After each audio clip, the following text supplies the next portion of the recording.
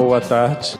Então, para começar o nosso estudo, umas palavras de Joana de Ângeles, que está no livro Dias Gloriosos, em que ela diz: em razão da sutileza das ondas que exterioriza, a mente intervém nas construções do mundo físico e age diretamente em todos os corpos, às vezes alterando-lhes a constituição. Então, nosso estudo de hoje vai ser baseado nessa frase, de Joana de Ângeles. Lembrando, então, que o nosso próximo estudo vai ser no dia 22/10, então, aproximadamente daqui a um mês. E hoje é o 11º estudo do nosso curso Cura e Quântica, e nós vamos abordar o campo da aura. Então, ao longo dos últimos estudos, nós vimos a questão do pensamento, especialmente no estudo passado. Nós fizemos a correlação do pensamento com ondas eletromagnéticas, tirando lá o conceito de André Luiz e da própria Joana de Ângeles, falando que o pensamento não é onda eletromagnética, como nós conhecemos, mas nós vamos interpretar pensamento com as ondas eletromagnéticas que nós conhecemos aqui, porque seria a conceituação mais próxima para facilitar o nosso entendimento. Nós vimos a explicação de que uma luz vermelha muito intensa não é capaz de retirar elétrons, por exemplo, de um metal, e nós vimos que uma fraca luz azul já é o suficiente para retirar elétrons. Então, esse conceito está baseado nos quanta de energia, que precisa de um pacote ou uma quantidade específica de energia para produzir o fenômeno que se deseja. Então, não basta emitir as ondas de pensamento. É necessário que essas ondas tenham a energia suficiente para o fenômeno que nós desejamos. No capítulo 14 do livro A Gênese, em Ação dos Espíritos sobre os Fluidos, Kardec diz o seguinte: os espíritos atuam sobre os fluidos espirituais, não manipulando-os como os homens manipulam os gases, mas empregando o pensamento e a vontade. Então, quando fala os espíritos atuam nos fluidos espirituais, o que vem à nossa mente são os espíritos, aqueles.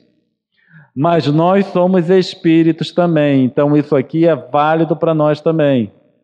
Nós atuamos nesses fluidos com o nosso pensamento, é a ação do nosso pensamento.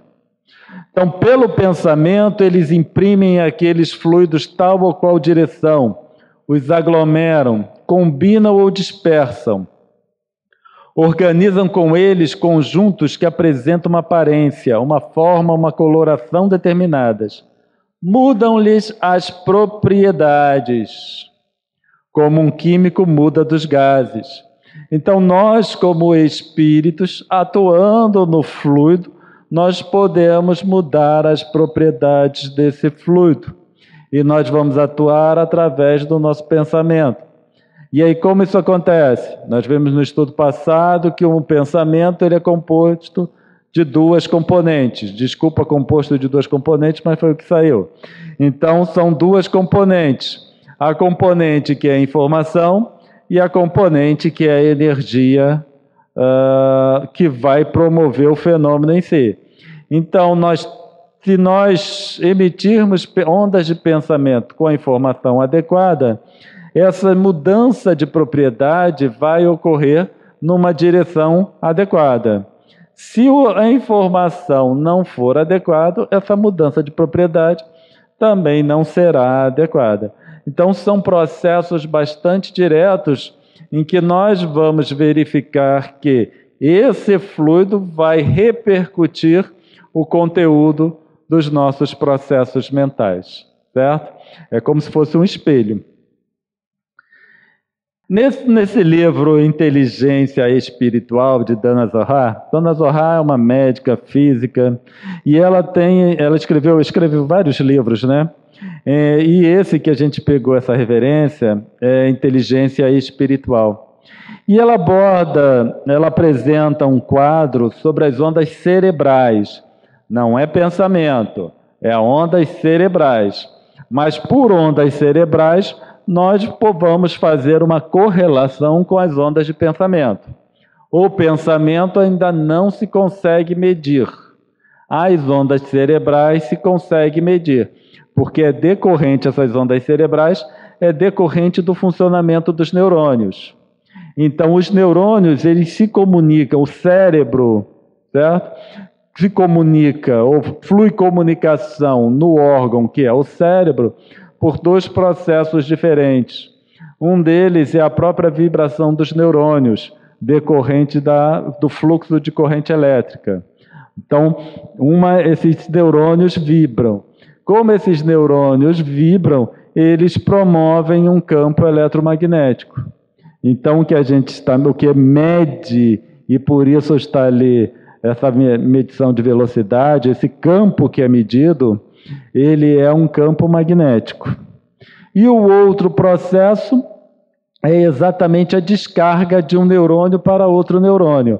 Então, lá nas ligações, nos axônios, aí vai ter a descarga, que não deixa de ser uma descarga elétrica, mas ali também flui informação.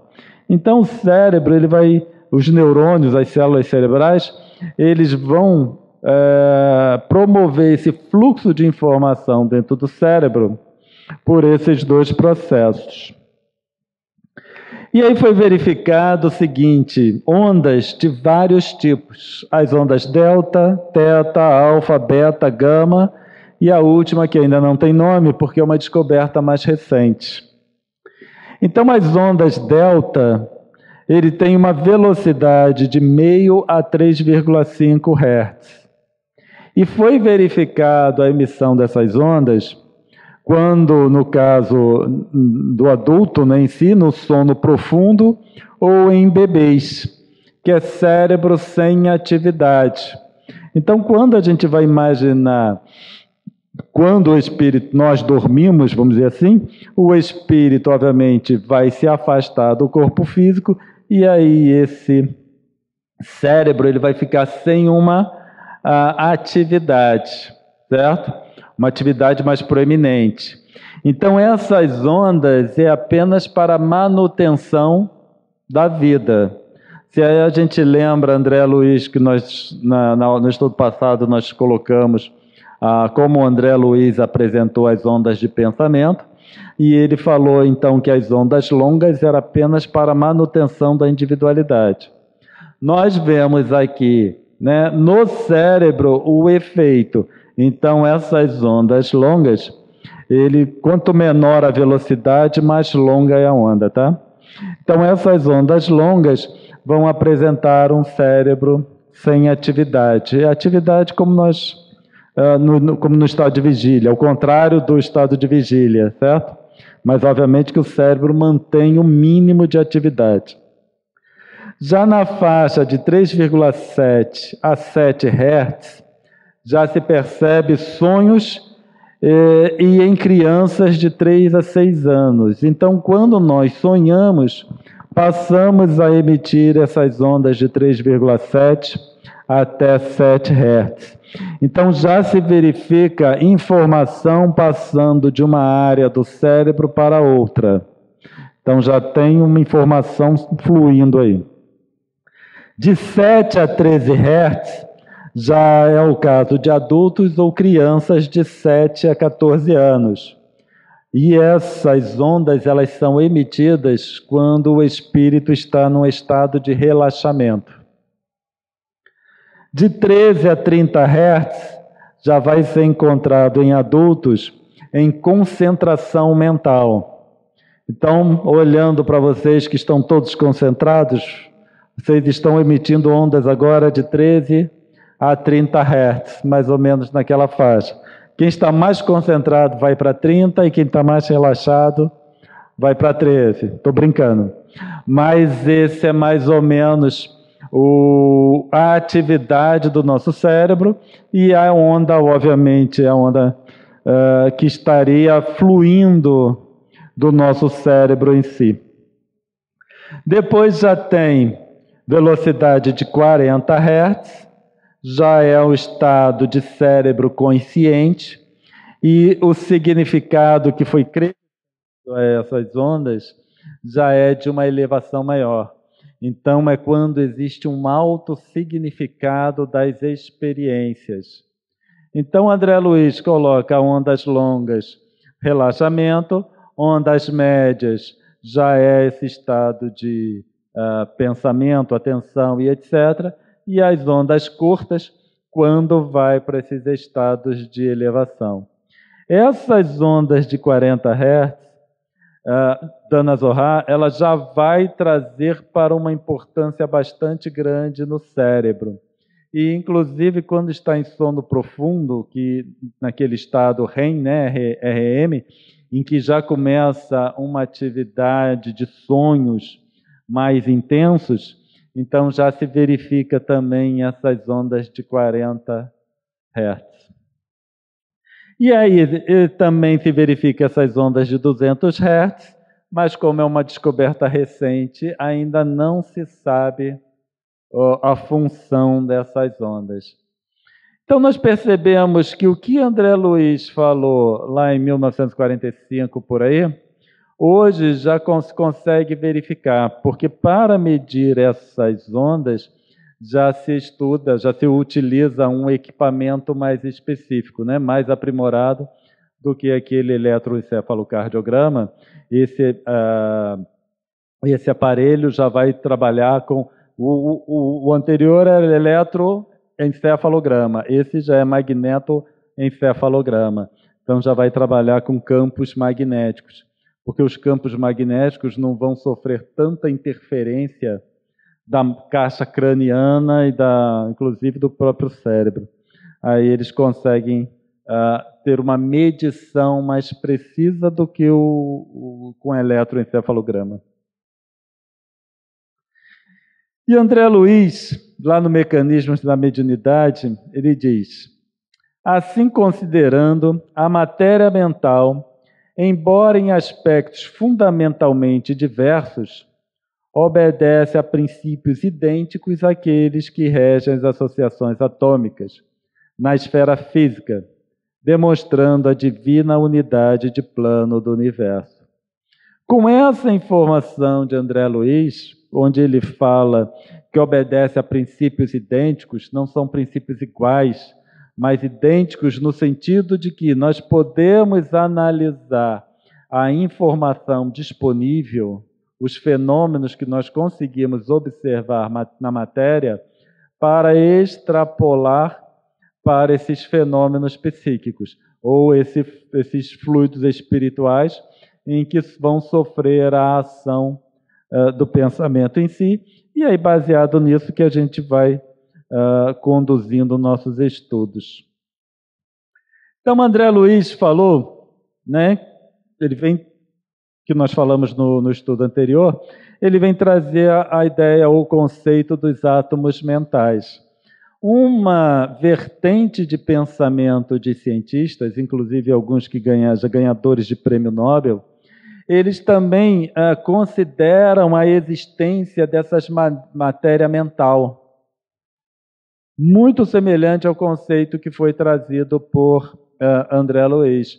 Só o nome que fica diferente. André Luiz chama de átomos mentais, eles chamam de psychons. Então, que a consciência, na concepção, né, que eles trazem, é que a consciência em si é uma ação nesses átomos, nesses psychons. André Luiz vem falar de átomos mentais. Então, a gente verifica que, inclusive fora do meio espírita, os conceitos são muito, ou pelo menos algumas vertentes de pensamento, são muito semelhantes aos que foram trazidos, no caso, por André Luiz, por Joana de Ângeles e etc. É óbvio que no meio científico, existe uma diversidade de interpretações. Então, tem a visão mais materialista, em que a consciência é apenas uma expressão do cérebro, decorrente das funções do cérebro. Tem outros que já consideram a existência de uma protoconsciência na matéria, inclusive nos átomos. Então, os átomos congregados no cérebro, né, aquela ação de várias protoconsciências, vai formar uma consciência em si, que é a nossa. Tem o conceito monista, o conceito dualista.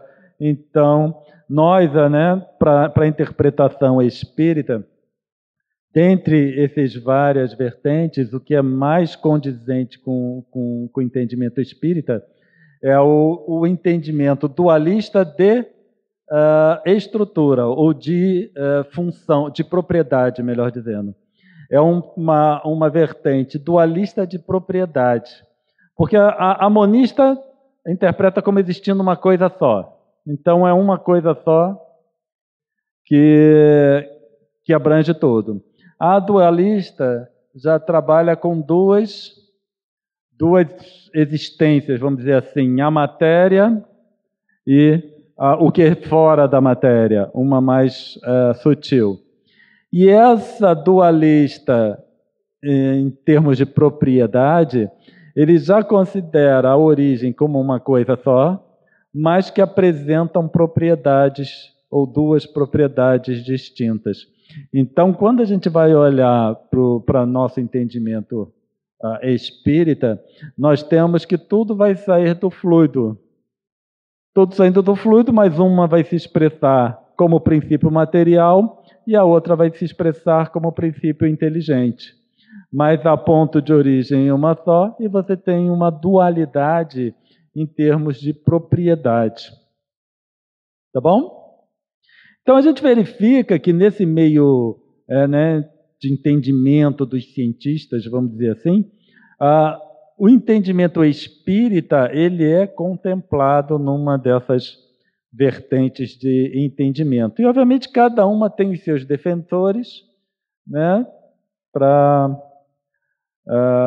que vai defender essa ou aquele ponto de vista. E aí nós tivemos no estudo passado que os processos mentais, o que o espírito elabora processos mentais, e esses processos mentais, né, que tem energia envolvida, vai se exteriorizar na forma de pensamento, das ondas de pensamento. Aí a questão é, de onde a onda é emitida? Porque nós temos espíritos, nós temos algumas coisas próximas do espírito, que André Luiz chama, tem uma parte que ele chama de corpo mental e etc. Mas nós temos componentes do perispírito mais próximas do espírito. No outro extremo, nós temos o corpo físico e nós temos as componentes do perispírito mais próximas do corpo físico. Então, nós vamos dividir espírito, perispírito em várias componentes e o corpo físico. E aí está a pergunta, de onde a onda é emitida? Quem ousa responder? Oi?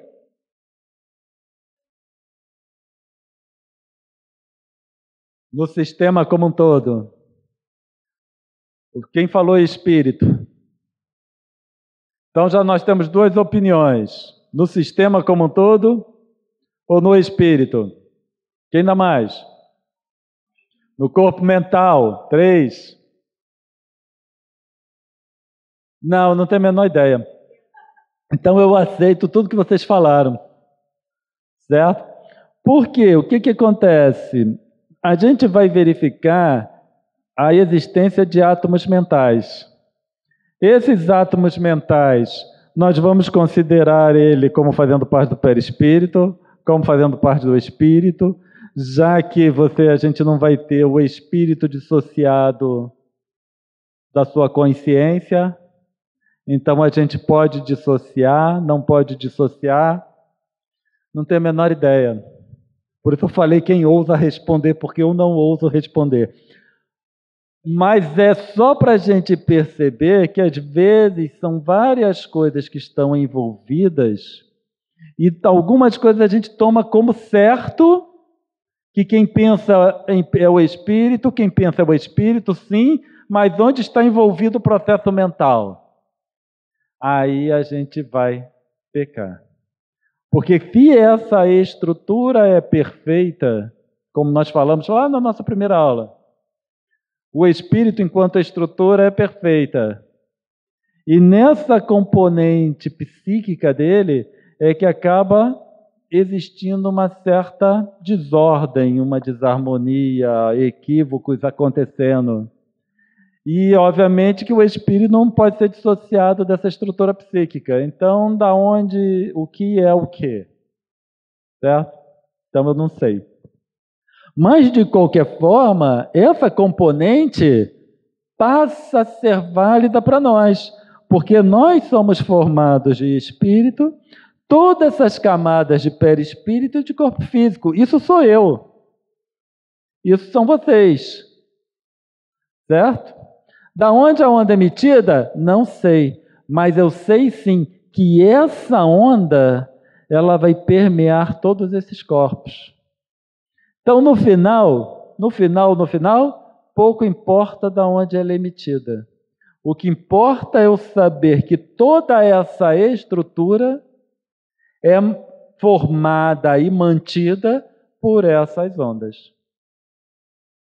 Que são ondas decorrentes de uma estrutura psíquica que está em estado de desequilíbrio ou desarmonia. Por isso que nós estamos no mundo de expiações e provas. Joana de Ângeles, em autodescobrimento.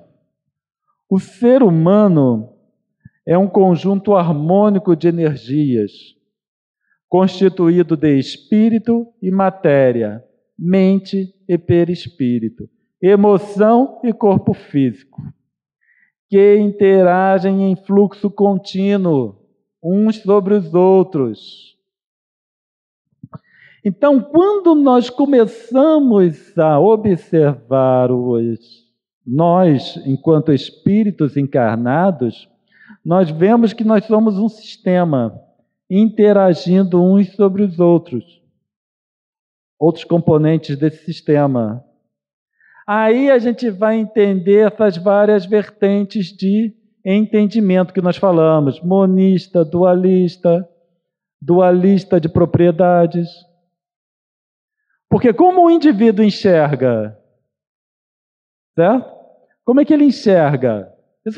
Tudo vai depender de como ele enxerga. Quando eu enxergo isso como um sistema único, eu posso trabalhar com o sistema monista. Quando eu enxergo isso como composto de partes, eu posso trabalhar com o conceito dualista. Nós, espíritas que trabalhamos lá com fluido, nós podemos trabalhar com o conceito dualista de propriedade. Princípio espiritual e princípio material. Mas no final, independente de qualquer coisa, qual é meu problema? Meu problema é que eu sou isso tudo aí. Essa é a minha questão. E quando eu vou trabalhar, eu tenho que trabalhar com conjunto. Porque um atua incessante no outro. São vias de mão dupla. Um vai numa direção e o outro vai na outra direção. Tá? Quando eu trabalho nessa abordagem de Joana de Ângeles, nós temos uma visão quântica do ser. Quando eu trabalho com um estado daquele sistema. É um sistema que está, que a gente pode dizer na terminologia da física, um estado de coerência. Por que um estado de coerência? Porque todos esses corpos funcionam como se fosse um só. Então isso vai atingir um estado de coerência. Certo? E esse estado de coerência Deixa para lá que eu não vou entrar nessa questão, não. Mas quando eu tenho essa visão quântica do ser, eu vejo que eu sou um estado. Quando eu me considero como um estado, eu posso trabalhar na visão monista, posso trabalhar na visão dualista. No final, não importa a vertente. A gente tem que ter uma noção do que nós somos e qual é o meu problema. O que eu tenho que trabalhar. Porque muitas vezes a gente cria dificuldades querendo entendimentos extremamente complexos, quando no final eu tenho que abordar um estado. E esse é o estado que nós nos encontramos, cada um no seu estado. A pergunta que cada um tem que se fazer é: estou satisfeito com o estado em que eu me encontro? É um estado quântico. Vamos olhar e nos ver como um estado quântico. Esse é o estado que eu me encontro. Porque quando eu divido em partes, como se cada parte fosse independente do outro, que trabalhasse juntos, fica muito complicado, porque a gente começa a questionar o que eu tenho que fazer, onde eu tenho que trabalhar. Então eu estou nesse estado por causa do corpo, por causa do espírito, por causa do perispírito. Por quê? Eu estou nesse estado porque este é o meu estado. É o estado do homem integral. Então a gente passa a se ver como um estado quântico. E esse estado quântico, ele pode ser alterado. Quando eu me vejo como um estado, certo? Não que eu sou assim e pronto, mas eu estou num determinado estado, esse estado pode ser alterado de acordo com os nossos entendimentos e as nossas decisões. Pode não ser tão fácil assim, mas é possível. A questão toda é possível. Ficou claro? Em razão das ondas que exterioriza, a mente intervém nas construções do mundo físico e age diretamente em todos os corpos, às vezes alterando-lhes a constituição. Foi o que nós lemos no início. Então, essa onda intervém diretamente na construção do mundo físico e age em todos os corpos. Então, essa onda, que é o pensamento, vai interagir com todos esses corpos. Se é essa onda que atua nesse fluido, o que estabelece o estado quântico em que a gente se encontra? É o pensamento. Certo? E esse pensamento, ele interfere no nosso estado quântico, da nossa estrutura, e também no mundo físico, como Joana de Ângeles fala aqui. Tá bom? E Jesus falou para a gente o seguinte, que Ele ia construir o local para nós, ia nos aguardar, porque há muitas moradas na casa de meu Pai. Quando a gente vai no Evangelho segundo o Espiritismo, em Há Muitas Moradas, a gente percebe duas interpretações, não é? Uma, muitas moradas no sentido de muitos orbes, e a outra que é o estado do espírito mental. Não é isso? Agora, se o estado mental interfere no mundo físico, a gente verifica que essas duas interpretações caem para uma só. Concordam? Então, por isso, tudo depende de como a gente analisa. Então, se eu for analisar muitas moradas na casa do meu pai, como Kardec apresentou, eu vou ter uma visão dualista. Moradas, planetas, e moradas, estado mental. Mas quando a gente leva que o mundo está correlacionado com o meu estado mental, eu tenho que as duas interpretações no final caem uma só, cai para uma só. Porque nós temos os planetas, nós temos as zonas umbralinas, nós temos o Vale dos Suicidas, como a Ivone falou para a gente, e esses locais são estruturados e mantidos por quem? Pelo espírito em desalinho. Então, no final, cai para uma só. Ou há muitas moradas na casa do meu pai, vai cair aonde? No nosso estado mental. E ele vai interferir no mundo físico.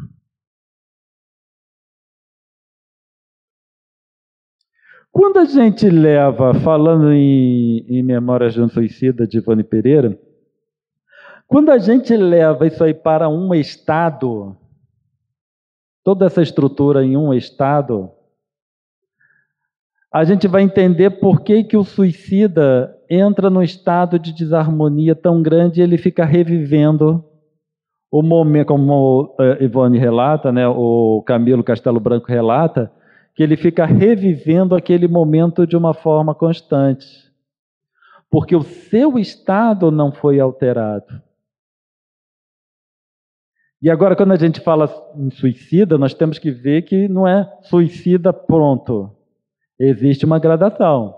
Existem os agravantes e os atenuantes, certo? Então, existem algumas situações que também é suicídio, mas que o estado muda. E por isso o espírito não vai ficar naquela condição. Outros estados, outros tipos de suicídio, o estado não muda. Não mudando o estado, ele continua no sua perturbação. E qual foi a última informação que fluiu nesse sistema? O suicídio. E ele vai ficar com essa informação no sistema. Certo? Como ele fica com essa informação congelada no sistema, é isso que ele vai reviver. Por isso que eles relatam que para esses suicidas, eles vêm, precisam reencarnar novamente, e às vezes são reencarnações muito breves, que é para ir quebrando o estado. O que precisa ser alterado é o estado quântico que se estabelece. Quanto mais fixo nós somos no nosso padrão mental, mais congelado vai se manter esse estado. Quanto mais flexível, mais fácil é a alteração. Tá? Joana de Ângeles, de novo, em Dias Gloriosos. O pensamento desempenha uma função importante no conjunto existencial do ser humano, percorrendo todas as células, particularmente as do sistema nervoso simpático, que mantém perfeito intercâmbio com as do imunológico. O sistema nervoso simpático é o responsável pelo fluxo de informação, certo? E ele tem uma ação muito proeminente nos casos de estresse. Mas a gente pode trabalhar com esse sistema nervoso como uma via de mão dupla. É informação que flui para o corpo, assim como informação do corpo que flui para o comando. E ele vai manter esse perfeito intercâmbio com o imunológico. Então a gente verifica, né, pelo que Joana falou, que o nosso pensamento tem uma ação direta no nosso sistema imunológico. Um sistema imunológico funcionando bem, nós vamos estar menos propensos a enfermidades. Certo? Certo ou não? Obrigado. E esse pensamento percorre todas as células. Percorre todas as células. Todas as células é todas as células. Certo? Então a gente também começa a verificar que essas células, eles são receptáculos de informação. Quando esse pensamento flui naquele sistema, todas essas células recebem informação. A mesma. Por isso que o estado se mantém na estrutura como um todo. Então, nós já falamos isso, eu acho que foi no ano passado, quando a gente falou de a doença como caminho, que muitas vezes a gente considera o órgão como doente, mas não é o órgão como doente, o estado está enfermo. O estado desse sistema enfermo, obviamente, isso vai se apresentar em um órgão ou mais órgãos, um sistema ou no corpo todo, dependendo, obviamente, do estado desse sistema em si. Involução em Dois Mundos, André Luiz, ele traz informações muito interessantes, especialmente falando de mediunidade, mas quando ele fala de mediunidade, essa parte para explicar os fenômenos mediúnicos, a gente pode usar bem aqui para o que nós queremos falar, porque está relacionado com esse sistema que nós estamos apresentando.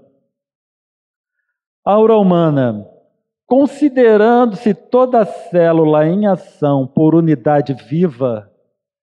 Então, se a gente lembra os nossos estudos, nós começamos apresentando as células como detentoras de estrutura mental.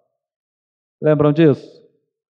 As células como também seres vivos, que sobrevivem independente do meu corpo. Essas células, elas só precisam do meu corpo para ter alimento e um ambiente adequado. Mas se tirar essa célula e colocar num disquinho de vidro e fornecer alimento e as condições necessárias, a temperatura, higiene, etc., essas células continuam vivas. Até que vai chegar o dia que elas vão desencarnar. Então, eu gosto de falar que célula desencarna, célula não morre, porque a gente já começa a assimilar que essas células são seres vivos. E sendo seres vivos, elas precisam de um ser inteligente. Matéria sem um ser inteligente não é ser vivo. Certo? Então, quando a gente fala em ser vivo, tem que estar a ligação entre a matéria, o corpo material, e um ser inteligente. Então, considerando-se todas as células em ação por unidade viva, qual motor microscópico,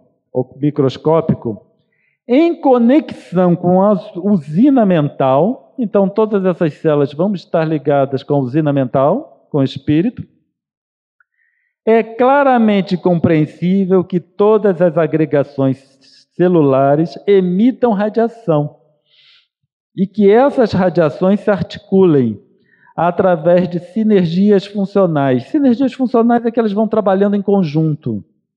Essas células, elas trabalham em conjunto. Se a gente for olhar as células do nosso corpo, elas têm que trabalhar em conjunto para tudo funcionar. Certo? As células do fígado funcionam em conjunto com do estômago, estou colocando de forma simples, né?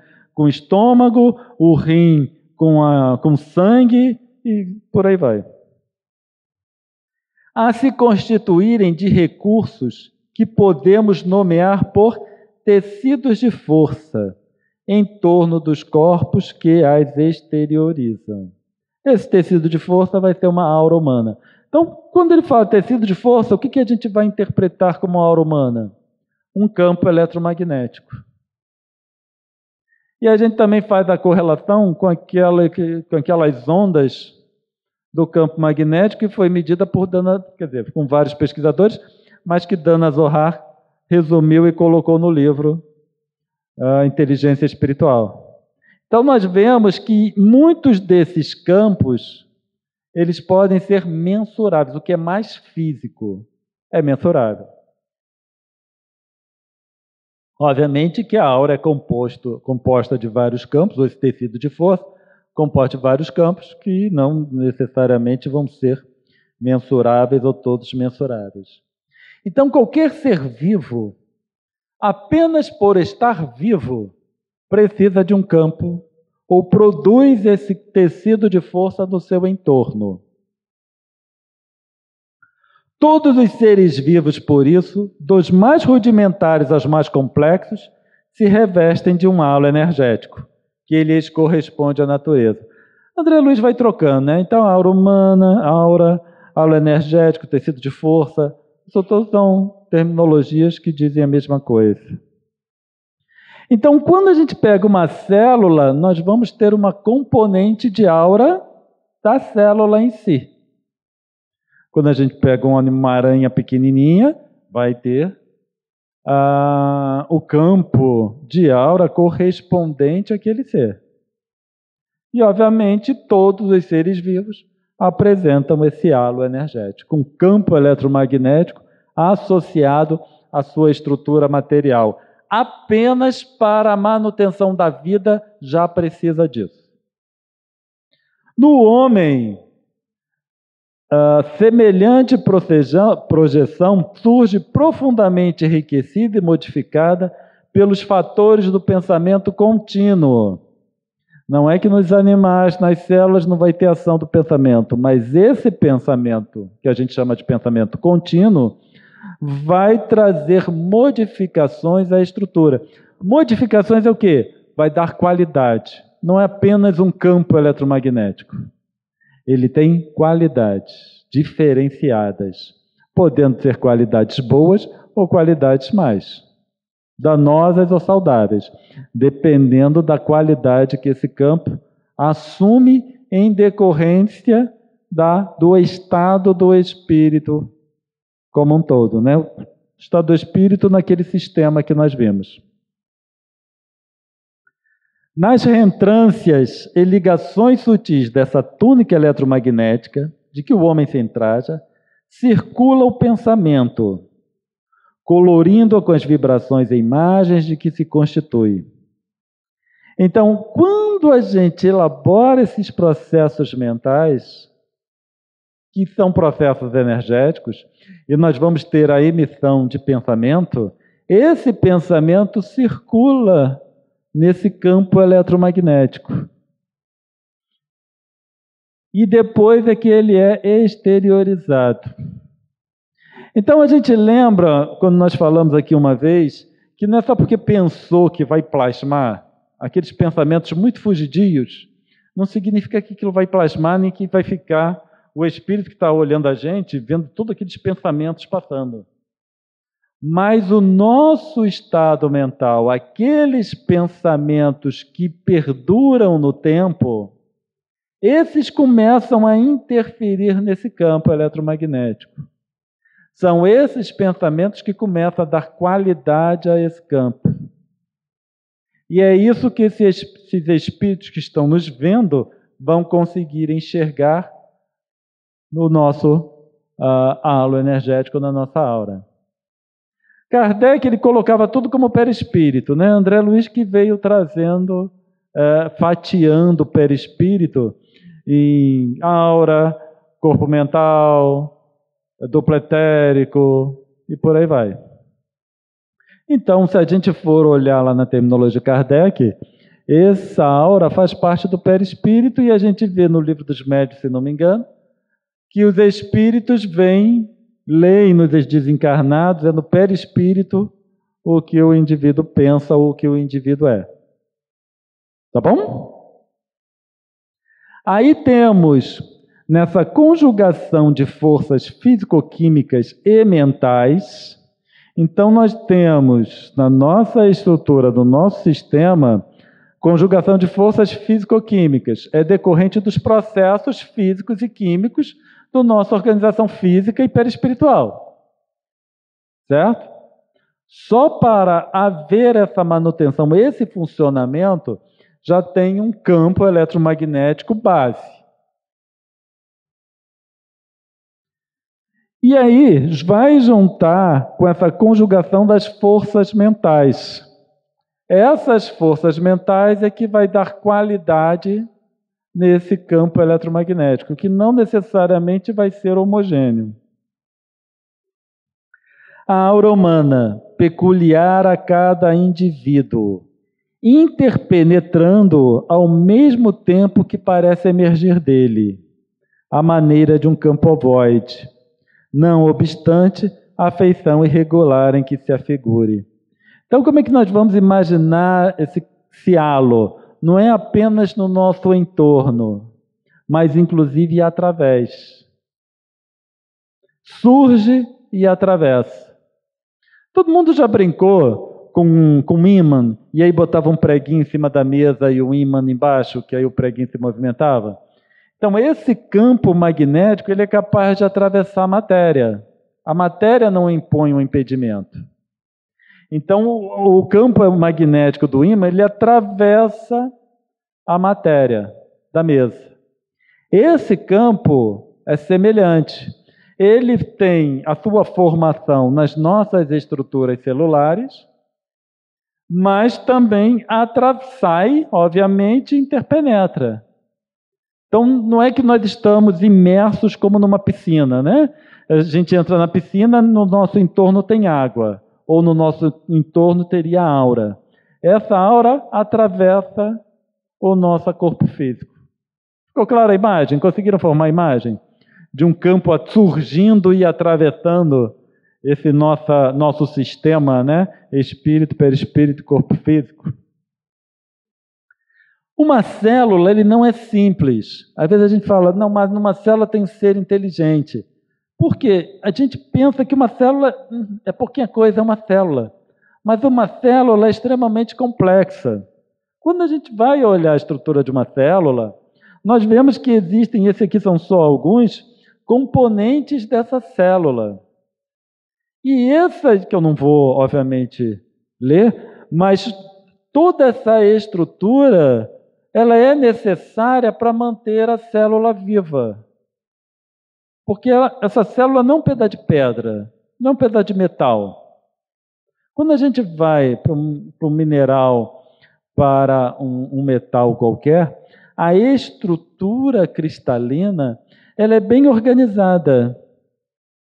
Ela se reproduz, é igualzinha. Quando a gente vai numa célula, que é um ser vivo, ela já é complexa, porque exerce função. Numa placa de metal não tem uma função orgânica funcionando. Existem várias forças atuando, mas não é uma forças de produção de energia, consumo de energia e etc. Quando a gente vai para uma célula, já precisa. Então, nós temos um ser inteligente. E como existem todos esses processos ocorrendo na célula, nós vamos ter o campo eletromagnético associado. Quando a gente vai para um fígado, nós temos o quê? Um conjunto de células com a mesma função. Então, se nós temos um conjunto de células com a mesma função, nós vamos imaginar que é, assim, né, para entender, um conjunto de células com o mesmo pensamento. Certo? Um conjunto de células com o mesmo pensamento, ele vai ter o quê? Um campo associado igual, ou semelhante.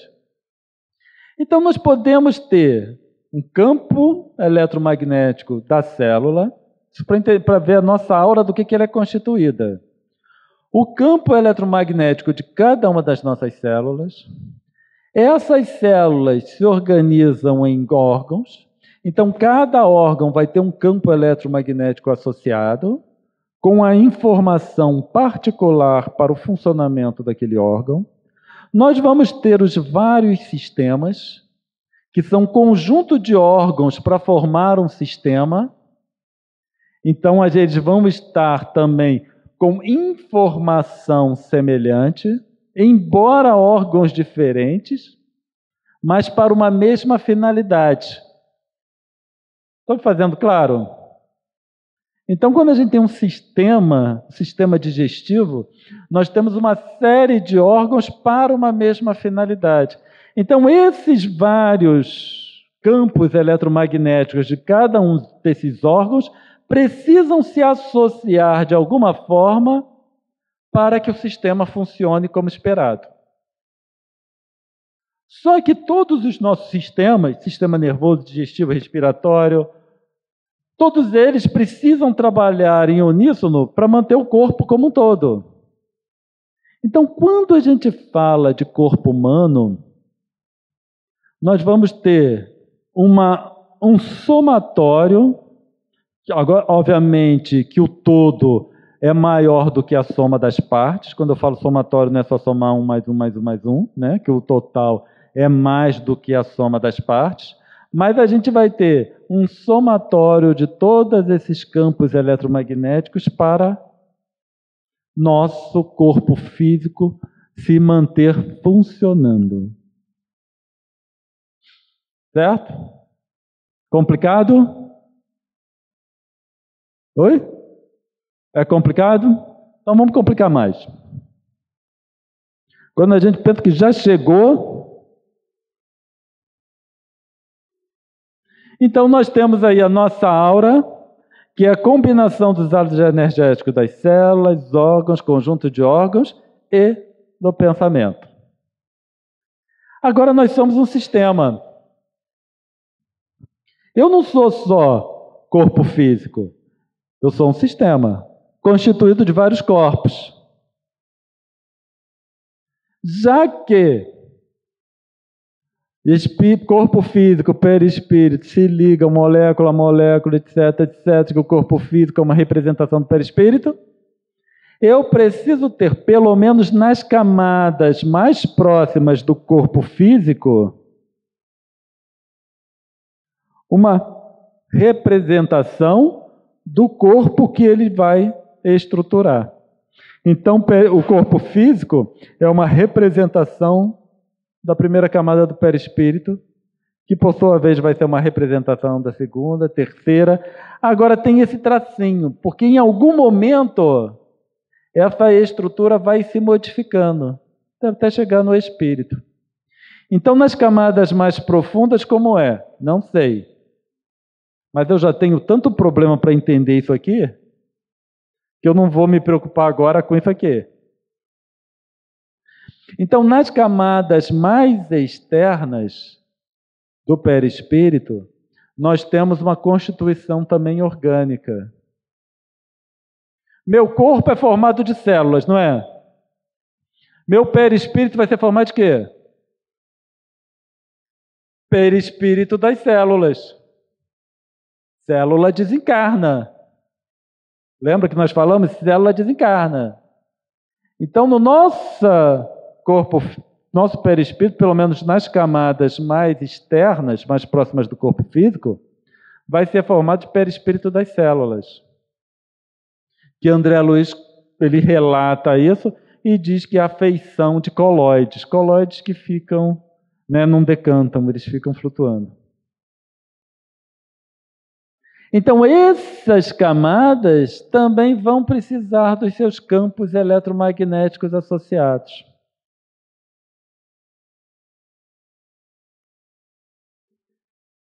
Evolução em dois mundos.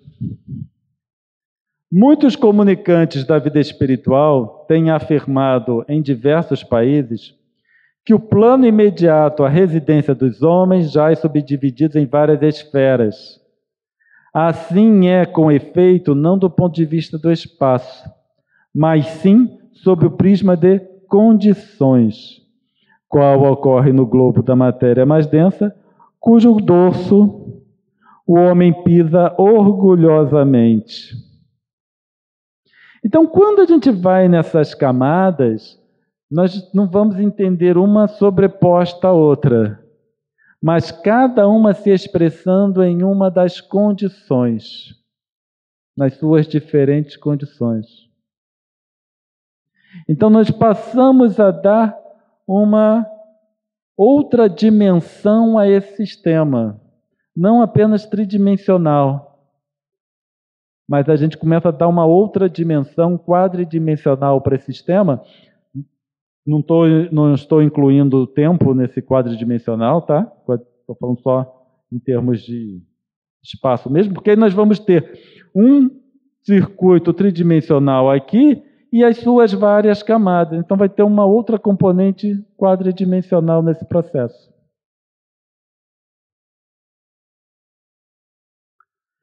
E por isso nós temos lá no nosso corpo, formado por trilhões de células, nosso perispírito também formado por trilhões de células. Então nós temos o perispírito, ao menos as últimas camadas, é composto pelo perispírito dos trilhões de células que compõem o corpo físico, como nós já falamos. Corpo humano, uma aura, nós já vimos.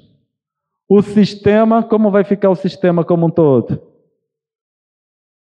Um campo eletromagnético associado para cada uma dessas camadas. Então, quando a gente vai falar em sistema, nós vamos, um sistema como um estado quântico, nós vamos analisar esse sistema como um todo. Espírito de um lado, corpo físico do outro, várias camadas em termos de condição de existência, e não apenas na sua, como se fosse uma camada envolvendo a outra, porque isso também me viabiliza entender que o espírito apresenta uma componente psíquica correlacionada com cada uma dessas camadas.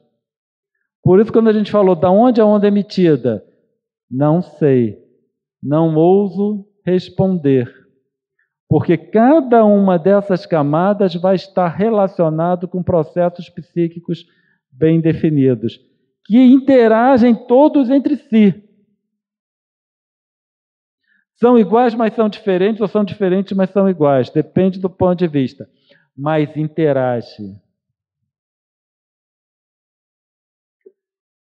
E agora eu vou dar minha cara a tapa para perguntas depois de tudo que eu falei. Com relação aos suicidas que você estava comentando, que eles ficam naquela fixação mental da última ação feita, né? E quando é que ele consegue romper essas energias e conseguir, hipnotizados seriam, para que pudesse encaminhar junto àqueles que resgatam no campo dos suicidas? Pois é, vamos entender como um sistema. O sistema é um estado, certo? Então, no momento, obviamente que depende do suicídio, tá? A gente não estamos generalizando para todos os suicídios, ou todos os suicidas. Cada um tem seus agravantes e seus atenuantes. Mas a gente vai pegar vamos pegar o caso mais grave. Naquele caso mais grave, aquele espírito ficou preso em um estado quântico. E aquele estado vai se manter até que ele consiga alterar aquele estado. Pois é, quando é que ele consegue? Por isso que não é, nesses casos, não é simples. Porque aquilo passou a, congelar naquele estado. Aí ele vai usar desses processos de purgo, que o Vale dos Suicidas, por exemplo, a gente tem como uma coisa ruim. Não é. É o melhor local para eles. Porque eles começam a purgar aquele estado. E quando ele consegue começar a purgar aquilo, porque como o estado se solidifica, ele se mantém. E ele precisa se manter. Aquele espírito que se congelou num estado, ele precisa de um lugar, e aí vem as muitas moradas na casa do meu pai, ele precisa de um local em que ele possa manter aquele estado até que, por, obviamente, processos internos, e aí são processos internos, ele consiga promover uma mudança, não é mudar. Ele consiga estar aberto para a mudança. É aí que entra a ação desses benfeitores espirituais, promovendo reencarnações breves, para que ele possa entrar em contato com a matéria e passar a mudar a região do cérebro que ele está acessando, que ele acessa, certo? Aí é um processo demorado, porque a gente vê um estado que se solidificou, se congelou. E aí, de tanto aquela vivência, porque não tem sistema que dure a vida eterna. Não tem um sistema que se estabeleça, ou um estado do espírito que se estabeleça e que se mantenha para toda a eternidade. Por isso que nós somos um processo evolutivo por toda a eternidade. Então, e essa é a vantagem, porque inclusive nesses estados, aquele sistema, ou nessas situações, aquele estado não vai se manter para toda a eternidade. Não tem resistência para isso. E aí começa a possibilidade da transformação. É aí quando os benfeitores vão lá. André Luiz relata, né, aqueles benfeitores caminhando lá no umbral, e aí recolhia esse, recolhia aquele, e aí a gente pensa, por que não recolhe todo mundo, já que eles são benfeitores espirituais? Porque não tem condições. Precisa aquele estado estar em vias de ser alterado.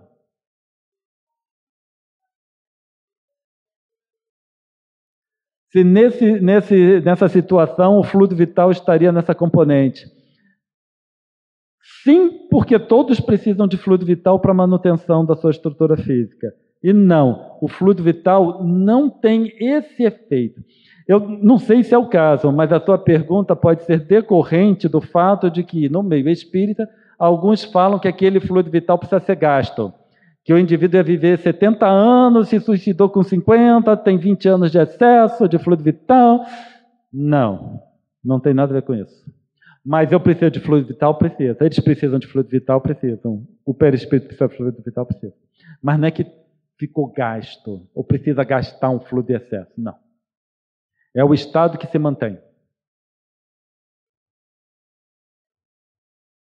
Conte. Duas dúvidas que eu estou. Uma é quando André fala, ele é convidado por Lísias a observar a condição de um paciente encarnado, e até Lísias fala para ele, né, se concentra. E quando ele dá um diagnóstico ou um prognóstico do que aquele doente tem, o campo que ele está vendo é o campo físico ou são os outros campos? Essa é uma dúvida. E a outra, na hora no passe, como que é essa atuação dessa transmutação do pensamento do passista para com o paciente? Não dá para a gente dizer o que André Luiz estava vendo, porque existe a possibilidade de acessar vários desses níveis desse sistema. Então, dependendo, obviamente, do espírito, ele acessando o conjunto da aura, ele consegue perceber o que está equivocado, o que não está equivocado. Porque, às vezes, o corpo está saudável, mas ali, né, o perispírito está apresentando aquela enfermidade que um dia, se não for tratado pelo espírito, vai surgir no corpo físico. Agora, nos momentos do passe, nós temos que ver uma transfusão de fluido, né? Fluido vital. Esse fluido vital, o fluido vital que eu dou, ele está atrelado ao meu pensamento. Então, a informação do meu pensamento vai chegar no paciente através desse fluido vital. Certo? Que é a qualidade que eu dou a esse fluido. Não, fluido vital. O pensamento imprime qualidades no fluido que é doado para o paciente e aquele fluido continua ligado ao médium. Tá? Por isso que a gente tem que tomar... Da passe não é tão simples quanto se pensa. A gente pensa que é só uma dor de fluido. Não é. Certo? Às vezes a gente percebe muita gente tão preocupada em posição, né? Se é para um lado direito, se é para o lado esquerdo, se é de cima para baixo, de baixo para cima, quando esquece de outros fatores que nós não temos o conhecimento. Então, muitas vezes, dar um passe simples é muito mais eficaz do que a gente querer elaborar muito. Aí, por isso, a gente se liga ao mentor nesse processo. Às vezes a preocupação é tão grande no passe, nós vemos assim, sabe, descrições, procedimentos tão complexos, Como aquilo não adianta de nada.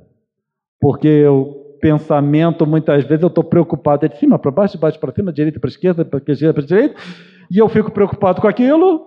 Conclusão, não estou doando passe nenhum. Os mentores já deixam o Cláudio ficar aqui balançando a mão, e aí eles vão atender o paciente do jeito que eles fazem. E aí eu dou mais trabalho do que ajudo. Simplicidade é a chave para um passe bem dado. Oi, Cláudio. Uma outra questão muito grave para o espírito é a questão do monoideísmo e do ovoide. Como é que ficaria também a situação do ovoide para esse sistema de várias camadas? Essa é uma pergunta. E também me parece que é uma situação que dificilmente o espírito consegue sair sozinho, precisa de uma ajuda externa muitas das vezes para que ele consiga quebrar essa casca que ele cria em volta dele. Queria que você falasse um pouco sobre isso. O estado do ovoide, ele é muito parecido com o do suicida, porque estabelece um estado. Quando se estabelece um estado, aquilo vai ficar. A partir do momento que o espírito estabeleceu esse estado de ovoide, ele vai se manter. Agora, é bom lembrar o seguinte: quem aqui já esteve no estado de ovoide? Todos nós. Todas as vezes que nós vamos reencarnar, nós entramos no estado de ovoidização. Para o processo reencarnatório, quando Kardec não fala lá na Gênese, o espírito vai perdendo a forma, ele vai se compactando. O que é se compactando? Vai ficar com um corpinho pequenininho? Ele vai perdendo a forma. Porque eu perco essa forma para formar uma nova. Se eu entro nesse processo, eu tenho que entrar num período de não forma. Qual é o estado de não forma? É o ovoide. Então, todos nós, ao reencarnarmos, nós passamos por estados de ovoidização. Só que obviamente, é controlado, é um processo natural. O caso que o Fernando está falando é um processo não natural. E aquele estado vai se manter até que se verifique a possibilidade de alterar. É sempre nesses momentos que esses benfeitores espirituais atuam. Então, no final, quando a gente pega o ovoide e o suicida, o que eu vejo? Todas as vezes que existe possibilidade de alteração, os mentores agem. Se eu quero a ação desses mentores para minha vida, eu dou possibilidades de alteração. Eu favoreço o processo. Tua fé te curou. Vai ser sempre tua fé que te cura. Mas eu vou dar a possibilidade para eles atuarem. Na Umbanda, às vezes a gente vai nessas sessões de espírito, alguém fala assim, no atendimento, fala assim para o espírito: não, você sabe o que eu quero, o que eu preciso. O indivíduo fala para o espírito. Mas o espírito fala assim: não, vocês têm que pedir. Tem que pedir. Porque senão fica muito fácil. Eu sei, Deus não sabe o que eu preciso. Então não preciso fazer nada. Deus que faça, Ele sabe. Então eu me fecho para o processo. Eu tenho que me abrir para o processo. E esse processo lá na interpretação do Espírito de Umbanda, pedir. Quando a gente vai com esses nossos mentores, nós temos que pedir. Por isso que a prece, a gente faz um petitório. Nós já falamos aqui sobre o petitório da prece. Eu vou continuar pedindo, porque eu preciso abrir. Só que eu preciso saber o que eu peço. Pedir uma BMW não funciona. Já vou falar para vocês. Não adianta, que não funciona. Já pedi e não recebi minha BMW. Sabe aqueles carros que nem Deus me deu? Sabe? Eu falo assim: Deus, eu quero, mas eu quero um BMW. Não adianta. Acho que Deus só tem carro velho. Boa tarde, Cláudio. Acredito que a pergunta já esteja até parcialmente respondida, não tenho essa certeza. Considerando o espírito num estado quântico, Falei isso. Não falei que o espírito é um estado quântico. Eu falei, o sistema se estabelece num estado. Espírito é espírito. Tá. Mas o sistema todo vai se expressar no estado quântico. Tá.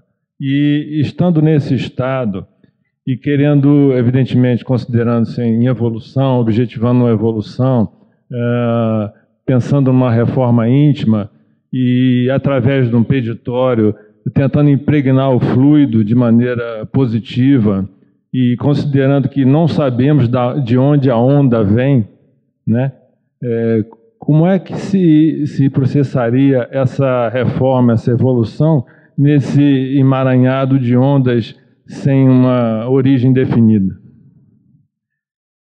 Espíritas, amai-vos. Esse é o primeiro ensinamento. Instruí-vos é o segundo. Porque o que eu tenho que sempre pensar é o seguinte, né, quando a gente falou da onda, eu não ouso dizer, e eu falei, não é importante. Eu não preciso saber exatamente da onde vem. Eu preciso saber o processo todo. E o processo todo está atrelado ao quê? Ao meu pensamento.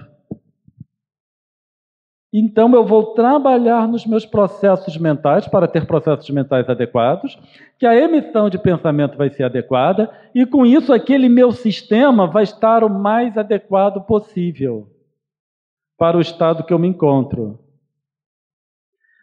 Se não me engano, acho que foi no estudo passado ou no estudo anterior, que nós falamos muito, não sei quando, numa dessas nossas aulas, a gente falou muito sobre o autoconhecimento. Porque para eu trabalhar com esse sistema de forma adequada, eu tenho que saber o que me move. Entendeu? Não tem que mudar o que está fazendo. É saber por que faz. Certo? Quando você sabe por que você faz, aí você vai conseguir equacionar a tua situação, o seu estado e para onde você precisa ir.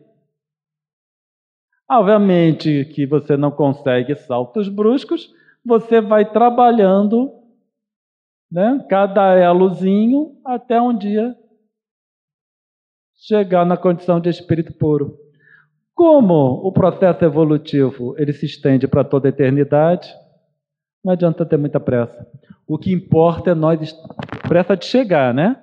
Mas o que importa é nós estarmos no processo de transformação. E isso é o autoconhecimento que vai viabilizar e a vontade de mudar esse estado. Tá bom? Obrigado a todos vocês.